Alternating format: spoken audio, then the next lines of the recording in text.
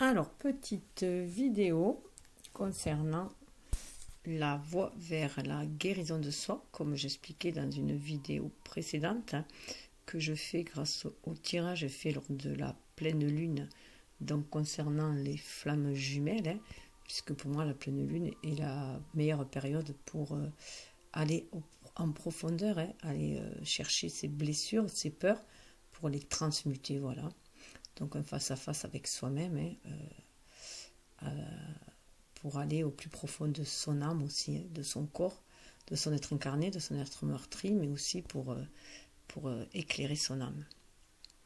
Voilà, donc là ça va être avec l'oracle des animaux sacrés dont les illustrations sont vraiment magnifiques, qui est de Leila Del Monte, et les illustrations de Jamie Hanley. Voilà, vraiment magnifique. Donc c'est un peu assez particulier, donc je vais vous lire comment il a été fait, puisqu'il y a 7 familles, voilà.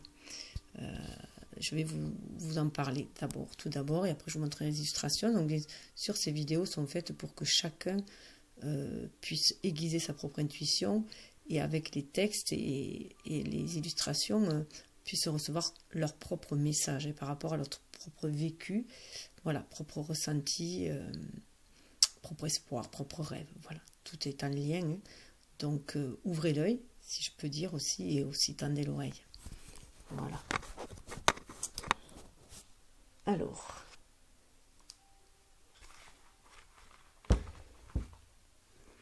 introduction. Depuis la nuit des temps, dans la plupart des cultures, l'homme a été fasciné par le mystère des forces secrètes de l'animal. Peut-être connaissait-il alors la part de noble et de sacré qui existe au plus profond de ces êtres. Dans diverses cultures, cet élément hiératique s'incarne dans les mœurs sous la forme d'animaux mythiques, de dieux, d'êtres mi-humains, mi-animaux, d'êtres divins qui se métamorphosent ou bien d'esprits ancestraux. De ce fait, à travers les mythes et les rituels de diverses traditions, les animaux ont joué un rôle important dans la transmission d'un enseignement ésotérique. J'ai choisi de créer ces cartes en sélectionnant diverses traditions pour vous aider à ouvrir la porte de ces connaissances hermétiques. Il est bien entendu qu'il n'y a pas ici de présentation hiérarchique entre différentes traditions sélectionnées. Ainsi, ce n'est pas un jeu banal de cartes, mais un support pour le développement de la connaissance et l'ouverture de la conscience. Ces cartes peuvent être utilisées pour éclairer une situation complexe, un blocage ou une stagnation dans votre vie. Le but étant de mettre au jour l'apprentissage qui vient de votre intérieur, du plus profond de vous-même, de votre cœur, la partie de vous qui sait tout et qui a la connaissance universelle. Ces cartes sont là pour vous guider dans votre chemin de vie. Donc les cartes sont composées de 7 séries. Donc il y a 6 séries de 7 cartes qui concernent les animaux sacrés. Il y a une série de 6 cartes du ciel. Les animaux de chaque série correspondent à des animaux mythiques, divins ou esprits de chaque tradition. Dans la brochure, j'explique l'origine et les pouvoirs de chaque animal. Les textes sont accompagnés d'un support sous forme poétique pour mener à une réflexion. Chaque poème-réflexion contient un enseignement. Les cartes contiennent des couches de compréhension multiples. Par exemple, il y a d'abord la signification traditionnelle, fournie par le livret, et de chaque carte animal sacré. Ensuite, le sens qui invite à la réflexion pour votre développement personnel. La dernière couche d'entendement plus vaste se trouve dans chaque carte ciel. Ces dernières sont des clés pour ouvrir l'intuition et permettre la connexion à une autre dimension. Elle ajoute un élément de compréhension pour apporter plus de profondeur à l'interprétation du tirage. De cette façon, guidée par votre intuition et vos perceptions, vous pouvez en déduire un enseignement au niveau physique, émotionnel, mental et spirituel. Donc là, c'est une carte du ciel, hein. Donc j'ai tiré en carte d'ambiance pour moi. Donc voilà, la carte du ciel correspondant à la 8e carte de votre cercle représente le ciel de la création, l'énergie de l'expansion, la dimension cosmique. Voilà. Et donc cette carte du ciel, hein, qui est qui fait partie de la série hawaïenne et qui parle de force intérieure, de paix et d'harmonie. Voilà. Je vous laisse méditer dessus en attendant. Donc il y aura les 6 séries de cartes animaux. La première, il y a la série amérindienne d'Amérique du Nord et du Mexique, animaux guides, gardiens, connexion au ciel et à la terre. Il y a la série taoïste, ce sont des animaux mythiques, transformation et alchimie. Il y a la série hawaïenne, animaux, esprit, souffle de vie et guérison. Il y a la série hindoue, les animaux Vahana, c'est-à-dire les véhicules des dieux, connexion au divin et au sacré. Et la série égyptienne ancienne, animaux dieux, école du mystère, enseignement, sagesse. Et la série bouddhiste, les animaux Bodhisattva, comment atteindre la libération. Voilà. Et chaque carte de la série de 7 animaux sacrés correspond à un élément qui est écrit sur la carte. Donc il y a 7 éléments. Le vent, l'eau, la montagne, la terre, le tonnerre, le feu, le lac. Certains de ces éléments, on les retrouve aussi dans le taoïsme ou voilà, dans le yiking notamment. L'élément associé a toute son importance. Il donne un sens de plus à la carte animale que vous avez choisie, ce qui vous guidera dans votre interprétation. Vous pouvez aussi choisir la carte qui vous inspire juste par son élément. Alors, le choix des éléments est fondé sur le principe du yiking, justement, je vous en parlais. Le vent, c'est le mouvement, le changement, l'énergie première, la flexibilité. L'eau, le profond, le caché, l'insondable, le mystère, le danger, tout ce qui n'est pas apparent. C'est aussi voilà, le profond de nos émotions. La montagne, la force tranquille, l'immuable, le non-mouvement. La terre, le réceptif, ce qui donne l'abondance. Le tonnerre, c'est la force de la transformation au cœur des choses, la métamorphose. Ça peut être voilà, l'équivalent des coups, des inspirations que l'on reçoit de l'univers pour nous faire réagir, pour nous métamorphoser. Le feu, c'est la purification, le lâcher-prise, le renouvellement, la régénération, la mutation vers la lumière, la transformation. Et le lac, c'est le travail spirituel, avec ses transformations, mais aussi ses illusions et distractions, la clarté, la paix intérieure, la connexion avec soi, l'unité. C'est comme si on avait retrouvé le calme en soi au niveau de nos émotions aussi. On ressent une certaine sérénité. Donc, je vais commencer. Donc là, je vous ai expliqué, c'était la terre du ciel hawaïenne, qui parle de force, de paix intérieure. Alors, la première carte, alors c'est comme c'était au tirage des flammes jumelles, donc il y avait la féminine et le masculin, et le lien, ici il y aura le yin, le yang, et la complétude, qui correspond au lien, le lien entre les deux. Donc au niveau de l'énergie yin, puisque chacun fait son exploration intérieure et sa guérison intérieure individuellement, avant de se retrouver. Donc là, on voit l'eau. Pour l'énergie yin, on a l'eau déjà, et on a l'eau dans la série. Voilà, dans la série. Alors, dans la série des animaux sacrés. Voilà, la série amérindienne, l'Amérique du Nord et Mexique, les animaux esprits gardiens, guides et médecins. La tradition amérindienne, comme beaucoup de traditions anciennes, honore la nature, la terre et les animaux qui y habitent. Le respect de chaque être vivant étant au cœur des mœurs, pour les Amérindiens, les esprits guides sont les messagers entre les dimensions du ciel et de la terre. Ils peuvent se présenter sous une forme animale et nous apparaître en rêve ou en vision. Ces animaux ont souvent des pouvoirs surnaturels pour protéger ou guider ceux qu'ils ont choisis. Dans cette tradition existent aussi les animaux médecines qui possèdent des qualités spécifiques que l'homme en quête spirituelle cherche à intégrer, à assimiler. Donc là, on voit une sirène. Et donc, c'est l'élément eau. Donc, je rappelle que l'eau, c'est le profond, le caché, l'insondable, le mystère, le danger, tout comme ce qui n'est pas apparent.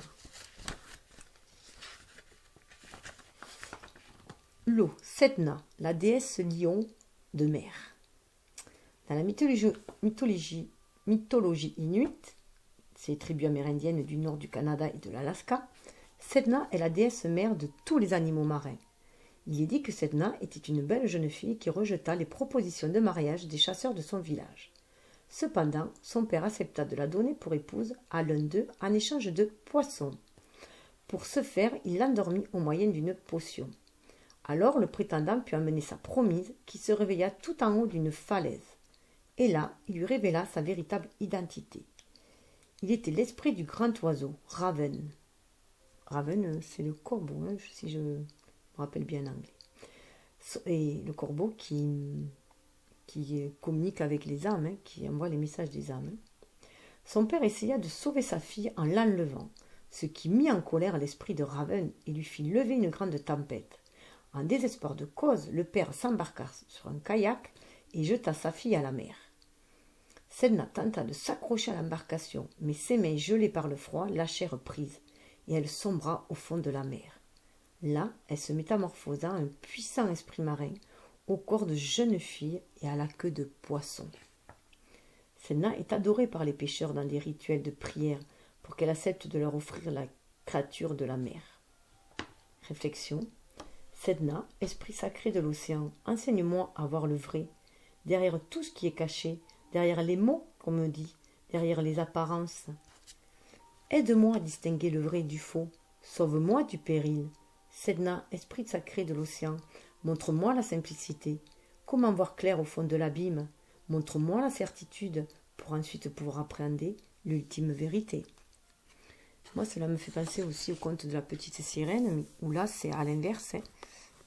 C'est la petite sirène qui veut devenir, qui est prête à sacrifier ce qu'elle est pour devenir une humaine, hein, pour l'amour d'un humain. Donc, voilà. Chacun se fait référence aussi à ce qu'il sait, hein, à ses connaissances, pour pouvoir accéder à sa propre guérison. Donc toujours dans l'énergie yin, hein, donc ça c'était au niveau de ce que l'on avait réussi à transmuter. Donc pour beaucoup on a dépassé ce trouble de l'eau, hein. On y va beaucoup mieux, hein. On cesse de se faire aussi de se faire hypnotiser, enchanter par de douces et belles promesses qui ne sont qu'illusoires, hein. On a dépassé ce stade-là de la tentation humaine, si je peux dire.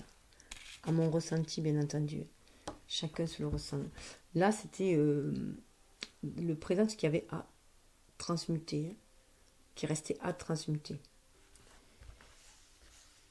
Donc là, on voit la montagne. Alors la montagne qui, elle, est dans la catégorie. Alors là, il y a une erreur. Dans cette série-là, mais je l'avais déjà vu, mais bon, tant pis, j'ai quand même craqué pour l'oracle. De toute façon, je lui ai à très bas prix, donc peut-être pour cela aussi. Normalement, ça devrait être la série bouddhiste. On se retrouve avec le dos de la série... si, c'est ça, la série bouddhiste, et on se retrouve avec le dos de la série égyptienne. Donc voilà. Mais ça fait partie de la série bouddhiste, là. Donc, tout d'abord, hein, eh bien, on retrouve la montagne qui nous parle.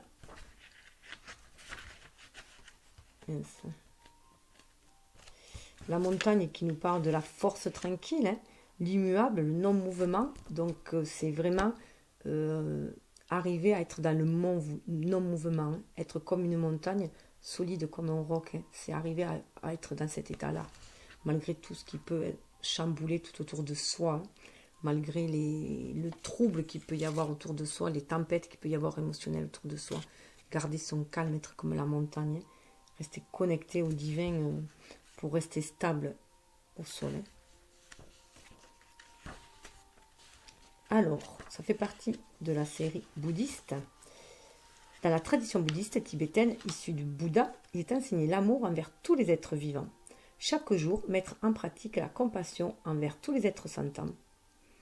Les animaux ressentent autant que nous, les humains, et ont besoin de notre reconnaissance et de notre compassion. Un jour, le Bouddha vit un homme qui s'apprêtait à faire le sacrifice d'un animal au Dieu. Il s'offrit alors à la place de l'animal en affirmant que dans ce cas, la vie d'un homme plairait aussi au Dieu. Avec la montagne, c'est Garuda, Vahana, Damogatsidi. Dans la tradition bouddhiste, Garuda est le véhicule d'Amogatsidi, un des 5 Bouddhas de la sagesse. Garuda est un oiseau mythique, immense. Garuda, est un oiseau mythique, immense, parfois figuré comme un oiseau humain. C'est le roi des oiseaux, et il dévore les serpents, symbole de la force spirituelle qui dévore les illusions nées de la jalousie et de la haine. La réflexion. Garuda, roi des oiseaux aux ailes rutilantes et infinies, Son envol soulève les tempêtes et les ouragans. Garuda, force fulgurante du soleil flamboyant, qui tarit l'eau des fleuves et dévore les serpents.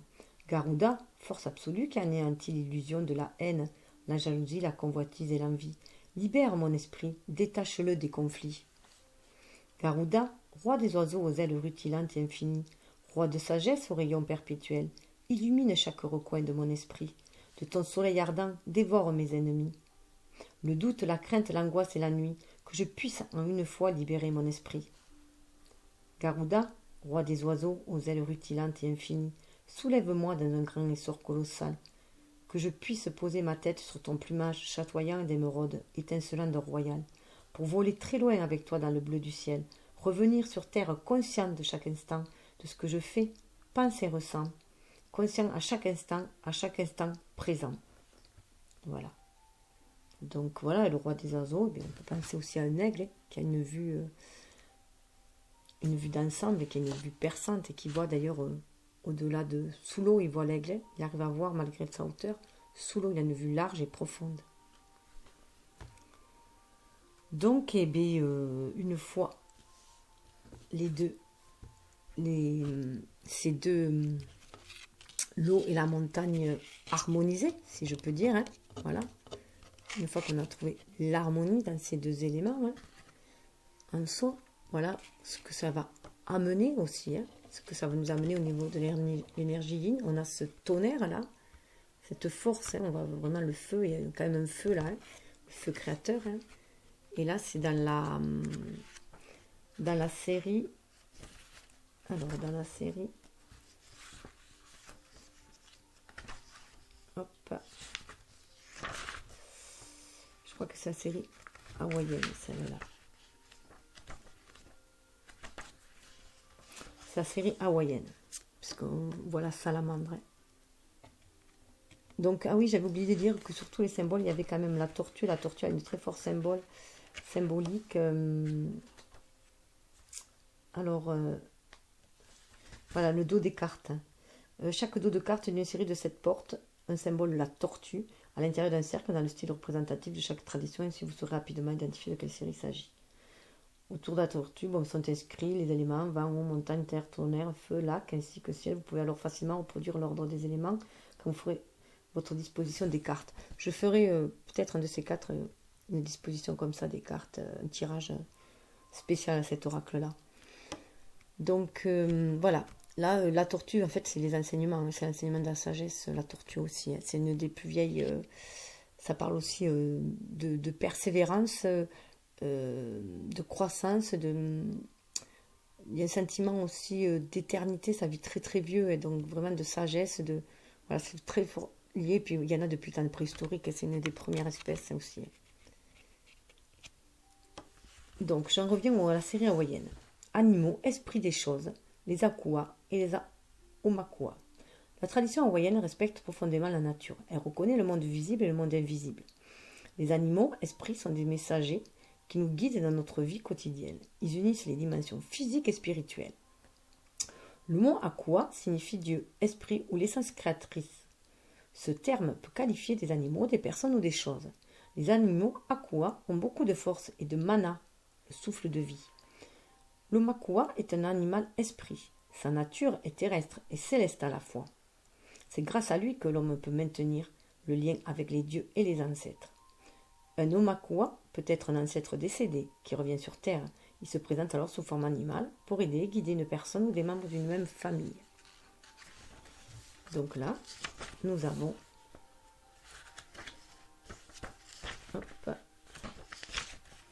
le tonnerre. Kamapua Akua, le dieu sanglier. Kamapua est Akua, dieu guerrier et époux de la déesse du feu volcanique Pelé. Sous sa forme humaine, c'est un très bel homme, mais quand il est dans le feu de la guerre, la passion de la rage transforme son visage en mur de sanglier. Après maintes aventures racontées dans les légendes d'Hawaï, il épouse malgré son refus initial Pelé, la déesse volcanique et colérique de Big Island. Donc on peut y voir aussi un mariage entre notre énergie yin et notre énergie yang. La réflexion. Kamapua Akua, dieu sanglier d'Hawaï, dieu ancien et mystérieux de la forêt, guerrier audacieux et arrogant, Fil ou voleur, mais tendre tout de même, tu peux changer ta forme à volonté et nous apparaître différents selon ton gré. Parfois beau dieu viril qui attise le désir des femmes, parfois sanglier géant qui dévore ses ennemis. Toi qui réussis tout ce que tu fais, toi qui as su transformer Pelée, la déesse explosive du volcan, déesse qui te haïssait, en amante affectueuse et passionnée, tu sais aussi prendre la forme de l'arbre de Kukuyu. L'arbre de Kukuyu représente la paix et la protection. L'arbre de paix qui protège et qui nourrit. Kamapua, Akua, dieu sanglier d'Hawaï, enseigne-moi comment transformer la laideur en beauté, la haine en amour, l'échec en réussite, l'accablement en espoir, le doute en confiance, la mésentente en compréhension, la violence en paix, la rancœur en pardon. Kamapua Akua, dieu sanglier d'Hawaï, dieu ancien et mystérieux de la forêt, qui change de forme selon son gré. Donc là, on a une protection aussi divine qui nous aide à nous transformer et à transformer surtout notre vision des choses, pour transformer notre attitude. Et nous donner cette essence créatrice en nous. C'est vraiment nous relier à la source divine, à la source sacrée. C'est d'autant plus fort pour les flammes jumelles, je trouvais, entre cette idée de tonnerre et cette idée du volcan aussi, qui marque notre... Où siège notre énergie vitale, notre énergie sacrée, dans notre plexus sacré, dans notre chakra sacré, pour justement éveiller notre plexus solaire. Donc, du côté de notre énergie yang, et bien là, on voit qu'il y a de l'autre côté du vent. De l'autre côté, il y a du vent. Alors, le vent fait partie de la série taoïste, je crois que c'est celle-là. Alors,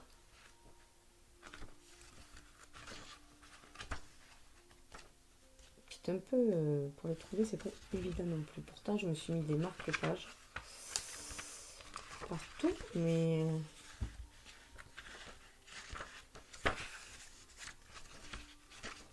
voilà. Alors, non, c'est la série Hindoue. Oui, hindou, avec le symbole. Alors, Vahana, animaux sacrés, véhicule des dieux. Dans l'hindouisme, il est reconnu que tous les êtres doués de sensations ont une âme et une conscience, qu'ils ont aussi leur propre langage entre eux et leur propre intelligence. Les dieux savaient communiquer avec les animaux. Les humains, quant à eux, devaient développer leurs qualités spirituelles pour avoir accès à ce langage. Tous les animaux jusqu'aux insectes sont des étincelles du divin et doivent être traités avec compassion dans les textes sacrés.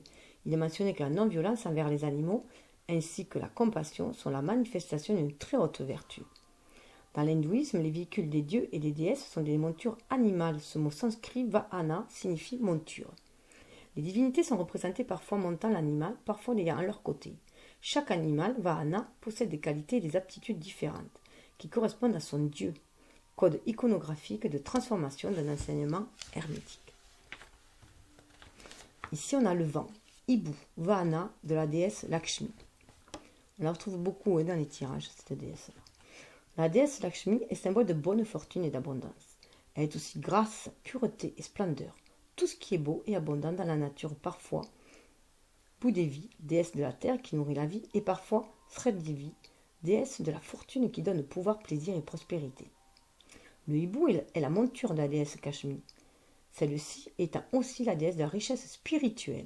Le hibou est un symbole de la sagesse qui nous met en garde contre le piège de vouloir accumuler l'opulence matérielle sans cultiver la richesse spirituelle. La réflexion. Le monde n'a ni début ni fin. La souffrance est infinie car elle fait partie du cycle cosmique de la vie. Hibou blanc, Vahana de sagesse, accompagne Sri Lakshmi. Hibou blanc, alors Hibou blanc dort le jour, mais voit la nuit. L'ignorance est la nuit qui engendre le cycle féminin. Bon, je reprends parce que je suis désolée. Le monde n'a ni début ni fin. La souffrance est infinie, car elle fait partie du cycle cosmique de la vie. Hibou blanc, Vahana de sagesse, accompagne Sri Lakshmi. Hibou blanc dort le jour, mais voit la nuit. L'ignorance, c'est la nuit qui engendre le cycle infini. De vie, après vie, de maya et de tourments. Hibou blanc, Vahana, alors le jour, dort le jour, mais voit la nuit. Ouvrons nos yeux dans l'obscurité pour percevoir la lumière spirituelle qui à nous brille tel le halo doré de Sri Lakshmi. Ibubla, Vahana de Sri Lakshmi, conduis-nous vers la grâce, la splendeur et la prodigabilité. Ibubla, Vahana, amène-nous à Mère Lakshmi, assis sur un pur lotus aux fragrances mystiques. Lakshmi, d'une main, nous offre la fleur de gloire éternelle, et de l'autre nous libère du cycle infini. Efforçons-nous sans cesse de voir dans la nuit, nous recevrons chance, abondance et providence. Efforçons-nous sans cesse de voir dans la nuit, nous recevrons chance, abondance et providence. Alors le Maya, dans la tradition, signifie l'illusion, ce qui cache la vraie nature de la réalité spirituelle. C'était dans la phrase de vie après vie de Maya et de tourment. Voilà, donc d'illusion. Et ensuite, on voit qu'il y a beaucoup de vent, parce qu'on a encore aussi le vent. Alors le vent, là on voit le yin et yang, ça doit être le taoïste là, pardon. Alors,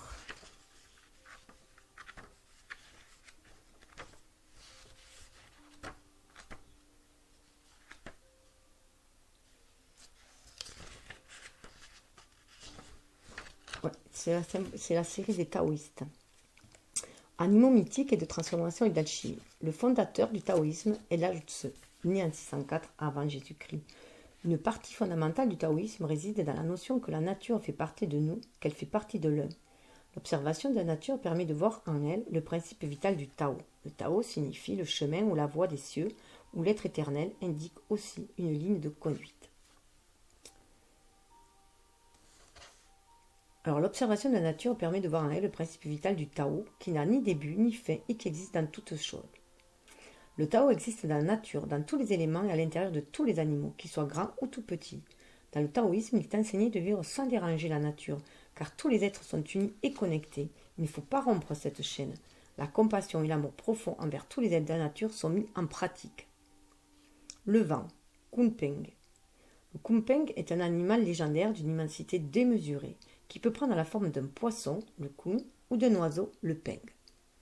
L'oiseau peng représente l'esprit qui se sépare de son état inconscient. Le poisson kun, l'esprit qui émerge du fond des mers. C'est passé un peu aussi à la sirène, au niveau de l'énergie. Ainsi libéré, il se détache des plans terrestres pour atteindre l'état céleste, la dimension où habitent les immortels. Réflexion. Kun vit au fond de l'eau saumâtre. Il ne sait plus qui il est. Il a oublié son nom. L'eau flexible affaiblit les rochers et emporte avec elle les grains de sable. Kun ne lutte pas contre les courants. Il flotte au gré des vents.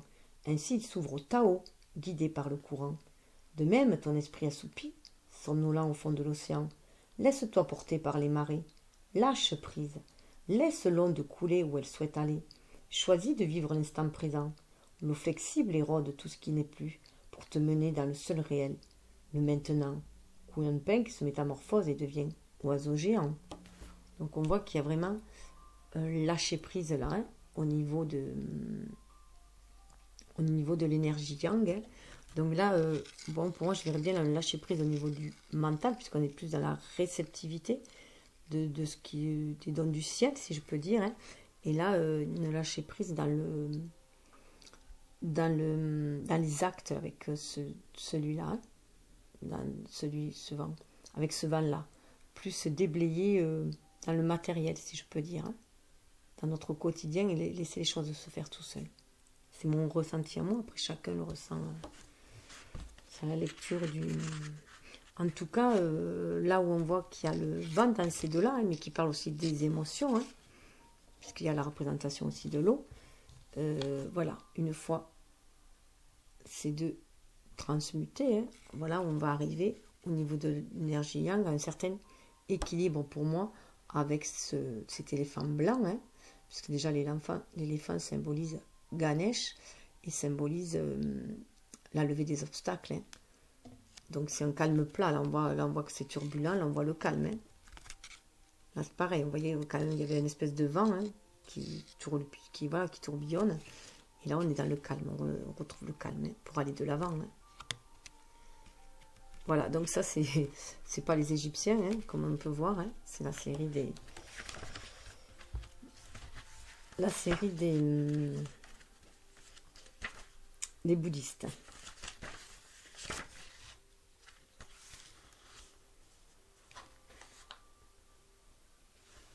Donc j'ai déjà fait, donc je ne vais pas redire ce que c'était, ce que signifie la série des bouddhistes, hein, puisque j'en ai déjà parlé. Je vais juste passer à la réflexion et à la définition, enfin l'interprétation de la carte. L'eau, Samantabhadra, éléphant blanc. Samantabhadra est un bodhisattva primordial, symbole de l'ultime sagesse de la bonté. Un bodhisattva, un être réalisé qui renonce au nirvana, préférant rester dans ce monde pour que tous les autres doués de sensations soient libérés de la souffrance. Voilà. Donc je précise que le nirvana, pour nous, occidentaux, c'est l'équivalent du paradis. Hein. Voilà, d'aller dans le monde céleste, hein, ou avec les dieux de l'Olympe, voilà, comme vous voulez, pour ceux qui ont qui sont pas attirés par la Grèce, voilà, ou des origines grecques. Alors, il est aussi libre des impuretés et des illusions du monde. Il incarne la vérité. Il monte donc sur un éléphant blanc immaculé. Dans l'iconographie bouddhiste, il est dépeint portant un lotus ou une ombrelle ou un parchemin de sutra, attribut de la perfection et de la connaissance. Alors les sutras, recueil d'aphorismes qui contiennent des leçons de vie. Ici, l'éléphant représente la force mentale de notre esprit. Au fur et à mesure de notre pratique, il devient de plus en plus blanc. Donc, comme je disais, on va arriver vers un certain calme. Alors, réflexion. Éléphant pur et blanc, comme le cristal, tu es vertu, connaissance et calme. Éléphant aussi défense, pur comme le blanc du jade, gloire et splendeur de Samantabhadra, dont le corps immaculé brille de 50 rayons d'éclat. Sur la trompe tu portes une fleur. Sa tige est vermeille comme la perle rouge. Sa fleur d'or n'est pas encore éclose. Éléphant pur et blanc comme le cristal, sous la foulée de tes pas, naissent 1000 fleurs de lotus. Tu es notre force, la pratique spirituelle de chaque jour, qui maîtrise notre esprit pour atteindre l'éveil. Éléphant pur et blanc comme le cristal, les 3 terribles poisons qui enchaînent l'homme au mal, arrogance, convoitise et ignorance, se fondent dans ta flamme. J'applique l'enseignement de sagesse des bodhisattvas. Attentif, je distingue ce qui est vrai de ce qui ne l'est pas. Éléphant pur et blanc, comme le cristal, par ta seule présence, je purifie mon âme. Je réforme toute dette karmique accumulée par mes pensées, paroles et actions du passé. Je respecte tous les êtres vivants, car ils sont tous sacrés. J'honore chaque être pour qu'il soit ainsi délivré du cycle de vie de souffrance amassée. Éléphant pur et blanc, comme le cristal, je t'offre une guirlande de fleurs de tous mes mérites, pour les autres êtres que pour mon propre bénéfice. Éléphant gloire et splendeur de Samantabhadra, mène-nous voir à l'étang scintillant du nirvana. Nirvana, délivrance du cycle d'incarnation. Voilà la définition. Alors le jade, il précise que le jade peut être vert ou blanc. Hein. Donc là, il parle du jade blanc, mais c'est vrai que nous on a plus l'habitude du jade vert, qui d'ailleurs symbole aussi de guérison et d'espoir et de bonheur, hein, et de paix. Alors les 50 rayons de lumière, ainsi décrits dans le triple sutra du lotus, voilà. Et la fleur d'or est le symbole de la foi non encore ouverte. Elle éclot grâce aux pratiques bouddhistes. Voilà. Pour les définitions. Donc là, on peut voir déjà que au niveau de l'énergie yin, hein, le résultat, alors on a une énergie yin qui devient beaucoup plus active, je dirais, qui nous permet d'accéder plus au désir de notre âme, de notre cœur, notre énergie vitale. Hein. Donc une énergie yin plus active, si je peux dire, et une énergie yang beaucoup plus calme, beaucoup plus dans la maîtrise de ce côté avec ce téléphone blanc. Hein. Voilà, enfin, moi c'est ainsi que je le ressens. Hein. Donc il y a vraiment une maîtrise des éléments, une maîtrise de soi, hein. Une élévation du coup qui amène vers son âme. Hein. Les femmes blanches parlent aussi de pureté. Hein. Et du coup, voici le lien que ça fait. Hein. On revient à l'eau. Alors avec un sacré symbole là quand même, hein, pour moi ça me fait vraiment penser un peu aussi au symbole de l'infini. Et à l'Ouroboros, le serpent qui se mord la queue, puis on retrouve la tortue quand même aussi. Hein. Donc c'est plus, voilà, on a la tortue qui est enlacée en fait avec le serpent. Donc ça parle vraiment de sagesse ancestrale, hein, de sagesse intérieure, hein, de sagesse primitive, hein, de sagesse universelle pour moi là, de savoir universel, du coup, voilà, accéder à cette sagesse-là. Donc on va aller voir d'un peu plus près. Donc là on est, voilà, dans la série.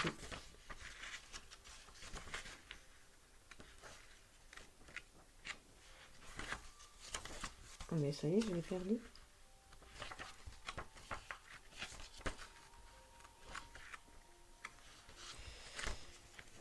Alors,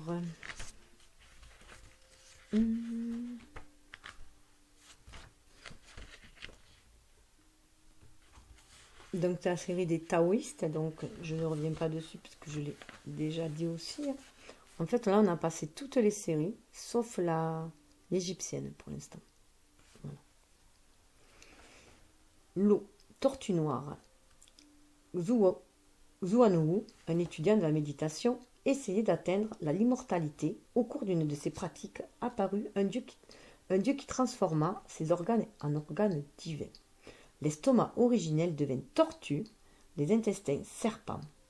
Ces deux êtres terrorisaient les gens après être sortis de son corps.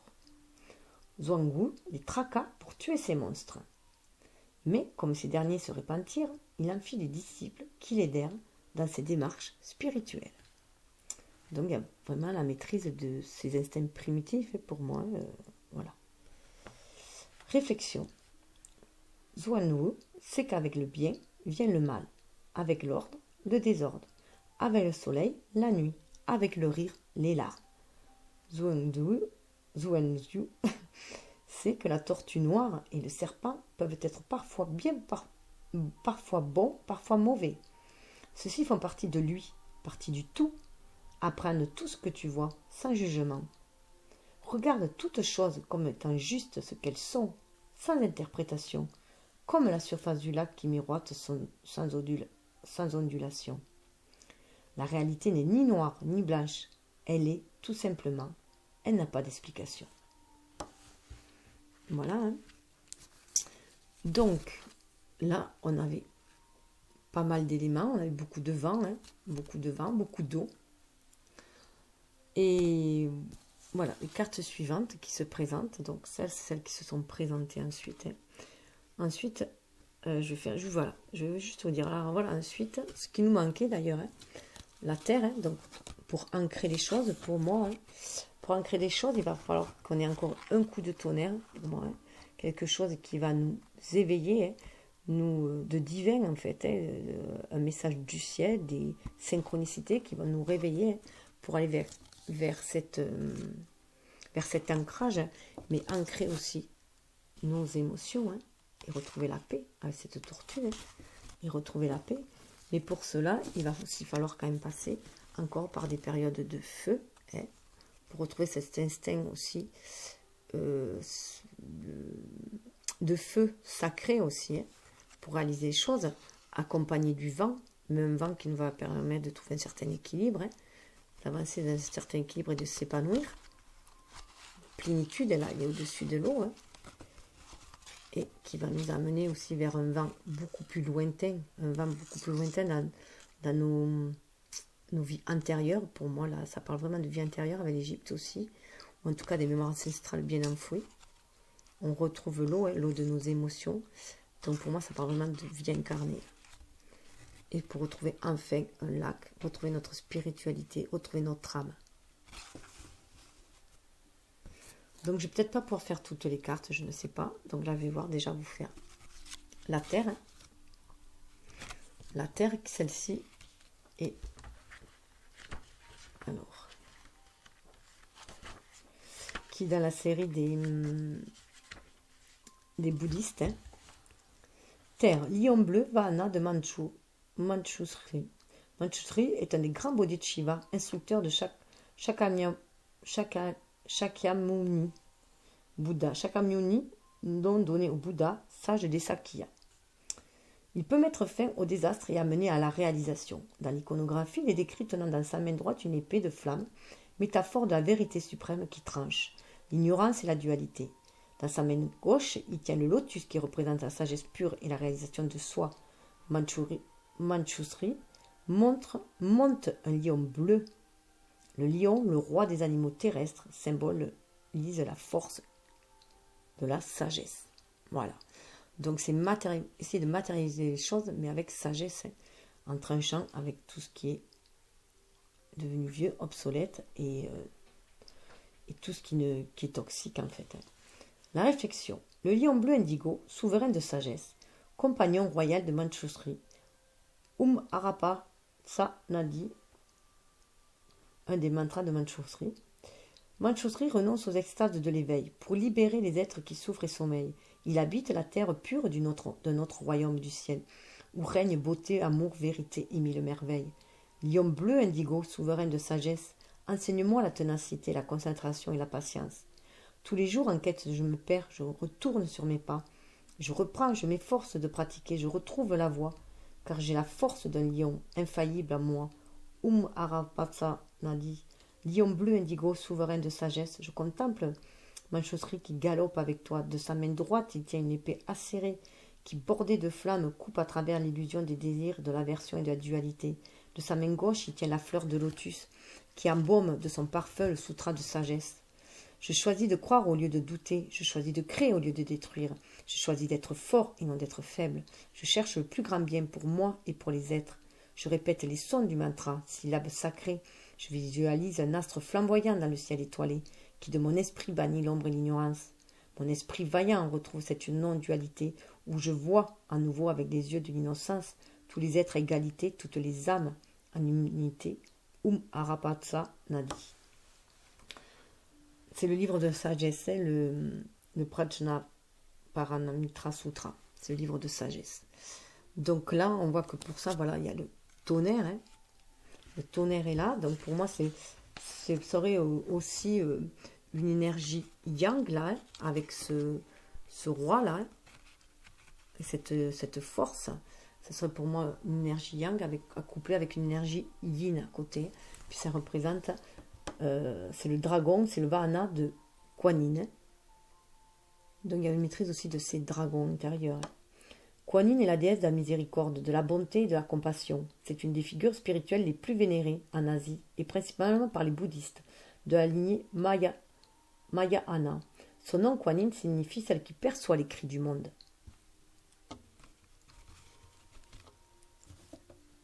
Hop. Son véhicule est le dragon, signe de clarté. Selon la légende, elle était sur le point d'entrer au nirvana quand elle entendit les cris de ceux qui souffrent. Elle décida alors de ne pas y aller pour les aider. Son véhicule est le dragon, signe de clarté d'esprit, de sagesse, de transformation vers la réalisation. Sur cette monture, elle traverse l'océan tumultueux pour secourir les malheureux. Réflexion. Dragon irisé aux ailes scintillantes comme des perles de lumière dans l'opacité de la nuit, tu voles au-dessus de la terre et des océans, à travers soleil, tempête et ouragan. Sur ton dos, Padmapani, né d'une fleur de lotus, Kuan Yin, déesse aux 1000 bras. C'est le nom sanskrit de Kuan Yin, la déesse de la compassion. Dans votre envol divin, sa senteur de la Bodhisattva, santal glorieux, lotus et rose de Dhamma, embaume terre et mer de bienveillante simplicité. Comme des perles de lumière, ses larmes de pitié et de compassion illuminent notre monde de clarté. Kuan Yin, dans sa miséricorde, entend les cris d'effroi de ceux qui souffrent et ne savent où se diriger. Comme des perles de lumière, ses larmes montrent la voie. Comment faire pour nous délivrer de samsara? C'est le cycle des réincarnations. Vers tous les êtres qui l'appellent, avec toi elle accourt, dragon irisé, pour arrêter calamité, guérir, soulager, réconforter. Par ses larmes, perles de lumière, de grâce et de bonté illimitée, elle nous apprend à nous aimer nous-mêmes pour nous libérer. Alors moi, ça me parle, le santal est vraiment une... J'adore cette odeur de santal, j'ai toujours aimé, et les roses de Dhamma, lotus aussi, enfin ouais, c'est assez impressionnant. C'est la même énergie que la mère Marie ou ou Isis aussi, c'est les mères universelles qui sont représentées. Voilà. Et cela alors nous amène, Barbie, vers beaucoup plus de notre tranquillité, vers notre enfant intérieur, pour moi là. L'eau, cet enfant-là, c'est notre enfant intérieur. Et on est relié à la sagesse universelle avec la tortue.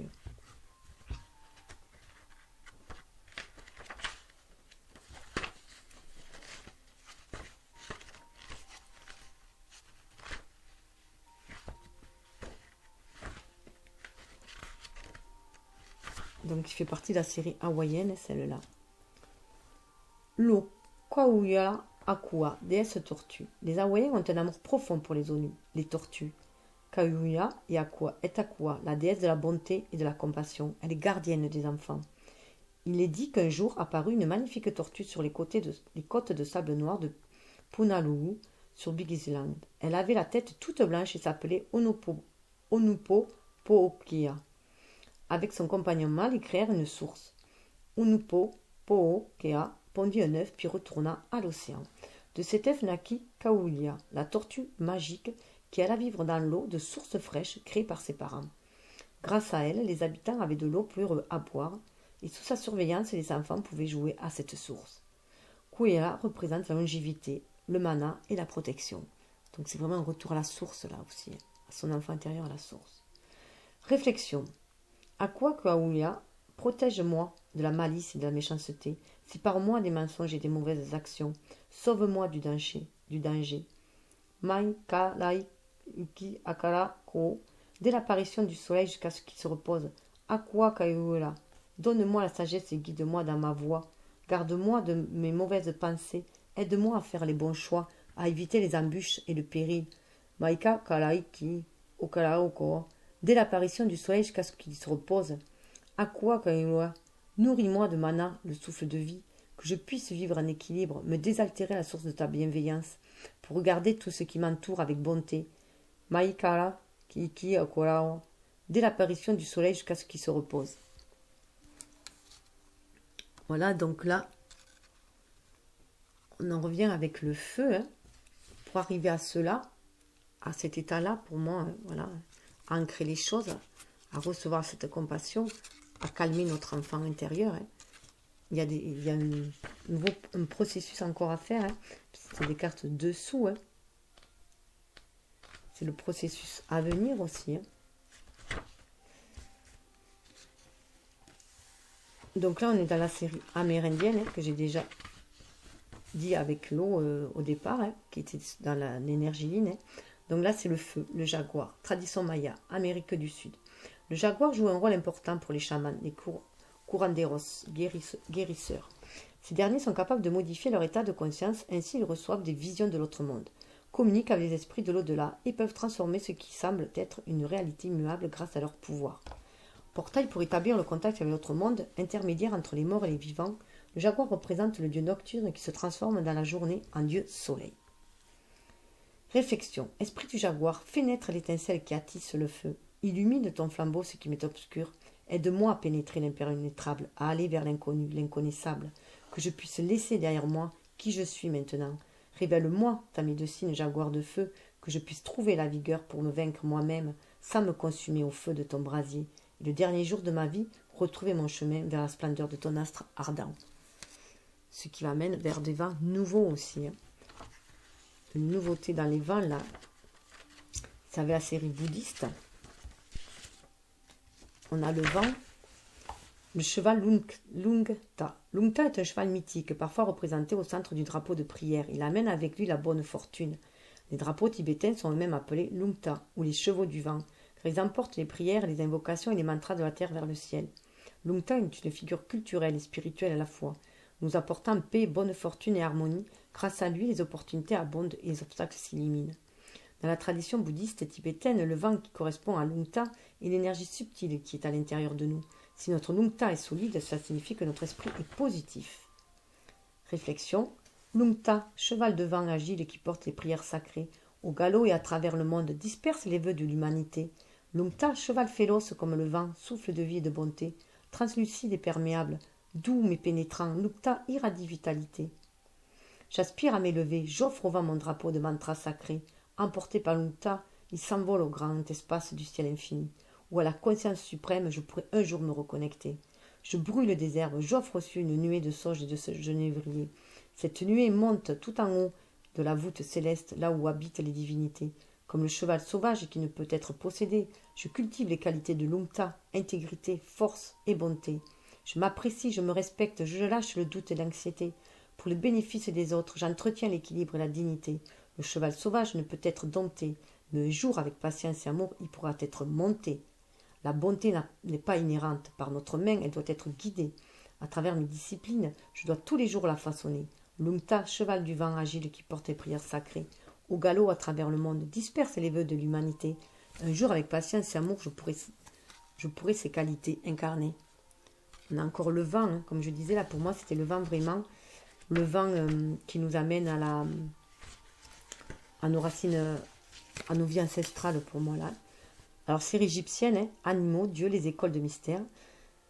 Dans l'Égypte ancienne, les dieux étaient connectés à la nature, aux éléments, l'eau, l'air, la terre, le feu, ainsi qu'au vent, qu'aux animaux pour lesquels ils avaient un profond respect. Les animaux avaient de l'importance dans cette vie terrestre et dans l'après-vie.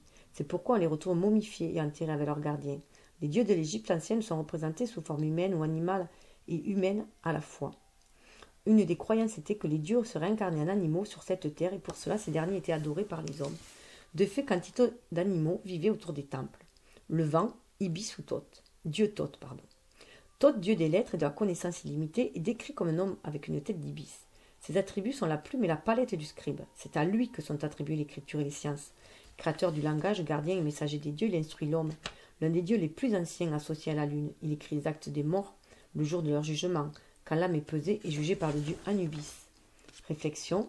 Dieu Thoth, ibis au plumage lapis, tes yeux noirs et perçants comme la nuit, ton bec comme un croissant de lune. Tu es le messager et le scribe des dieux. Dieu Thoth, ibis au plumage lapis, tu es gardien d'une librairie secrète illimitée. Toute ta connaissance hermétique inscrite sur des papyrus, gravée sur les pierres tombales, cachée à jamais aux yeux des non-initiés.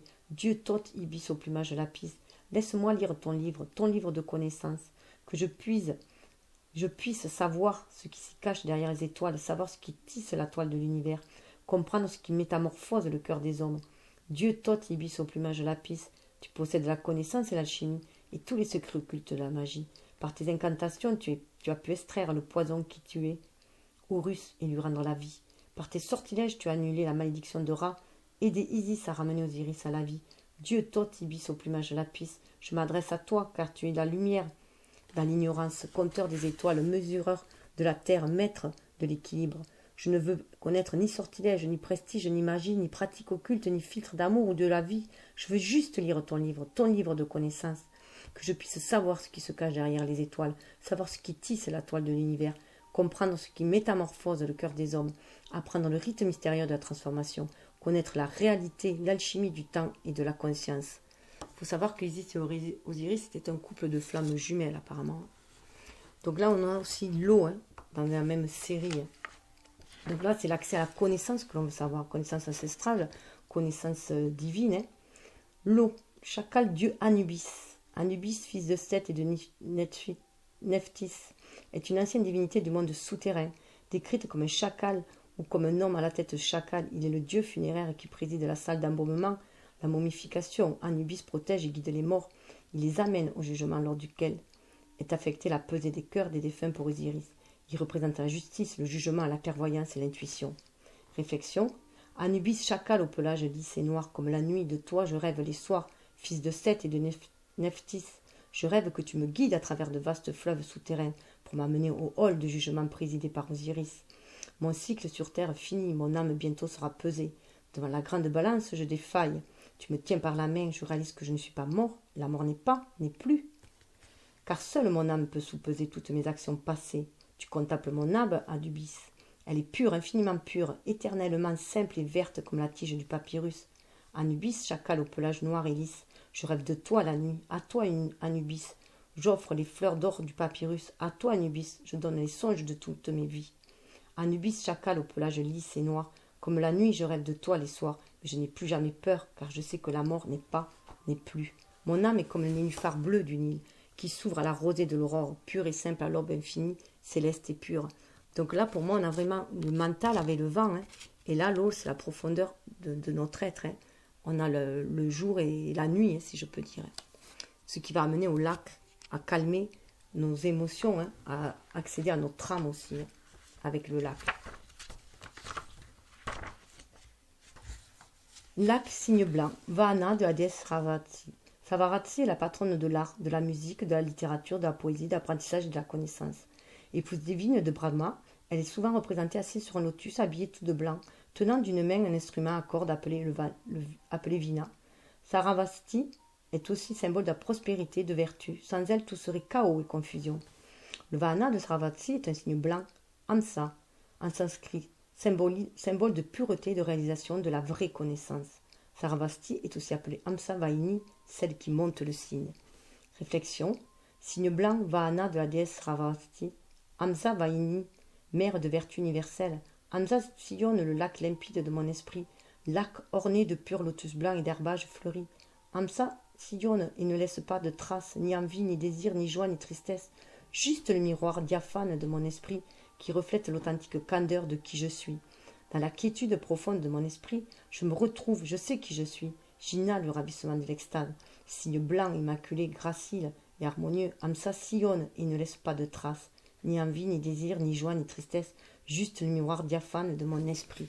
Voilà, donc là, c'est retrouver quand même notre part divine dans cette réalisation-là aussi. Retrouver le calme, de la paix de notre âme, si je peux dire. Donc, je vais vous laisser là. Hein. C'est déjà un peu long. Voilà. Je vous dis juste que celui qui est le maître de lui-même est plus grand que celui qui est le maître du monde. Voilà. Bouddha. Namasté.